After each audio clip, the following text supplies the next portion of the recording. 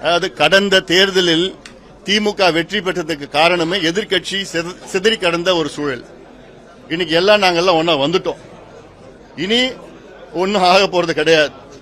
அதுக்காக திமுக ஆதரவுக்காக தான் மக்கள் ஓட்டு போடல. கடந்த தேர்தலில் எதிர்க்கட்சி சிதறி இருந்த சூழல்ல இன்னைக்கு எல்லாமே ஒன்னா சேர்ந்துட்டோம்.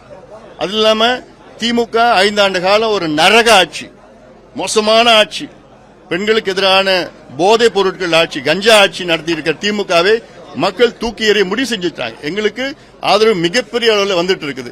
அந்த பொறாமையில, அது மட்டும் இல்ல, அந்த பயத்துல பேச ஆரம்பிச்சுட்டா. இன்னும் பேசுவார், பேசுறாரு.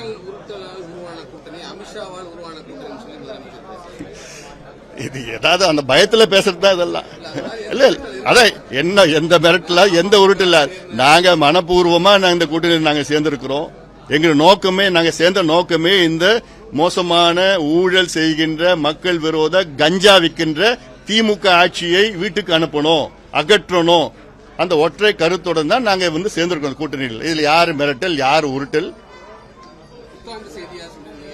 ஆட்சியில பங்கு பெறுவோம் அப்படிங்கிற புத்தாண்டு வாழ்த்து செய்தியை சொல்லியிருந்தீங்க.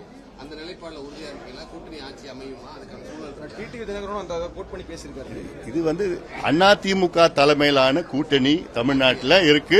அதிமுக தலைமையிலான ஆட்சி நடக்கும். தேர்தலுக்கு பிறகு பார்த்துக்கலாம். தேர்தல் அறிவிக்கூடிய பணிகள் எப்படி இருக்கு சார்? எதை மையப்படுத்தி நல்ல வேகமா போயிட்டு இருக்குது. எங்களுக்குள்ள நல்ல ஒருங்கிணைப்பு இருக்கு. கூட்டணி கட்சிக்குள்ள நாங்கள் அன்றாடம் பேசிக்கிட்டு இருக்கிறோம். நல்ல ஒருங்கிணைப்பு இருக்கு, உற்சாகமா இருக்கு. எங்க தொண்டர்கள், அனைத்து கட்சி தொண்டர்களும் இன்னைக்கு நல்ல உற்சாகத்தோட இருக்கிறாங்க. சீக்கிரமா எங்க கூட்டணியை நாங்க முடிவு பண்ணிட்டோம். அதனால கீழே லெவல்ல, கிராஸ் ரூட் லெவல்ல, கிராம லெவல்ல எங்க கூட்டணி தொண்டர்கள் எல்லாமே அவ்வளவு சந்தோஷமா ஒருத்தருக்கு நல்ல புரிதல் வைத்துக்கிட்டு வேகமாக களத்துல இருக்கிறோம். திமுகவில் யாரும் கிடையாது, களத்துல இல்ல, யாருமே இல்ல. அங்க பயத்துல இருக்கிறாங்க. இப்ப நாங்க சேர்ந்ததோட இன்னும் பயம் வந்துடுச்சு. இன்னும் போக பாத்தீங்கன்னா நாங்க வேகமா போவோம், அவங்க ஸ்லோ ஆயிடுச்சு.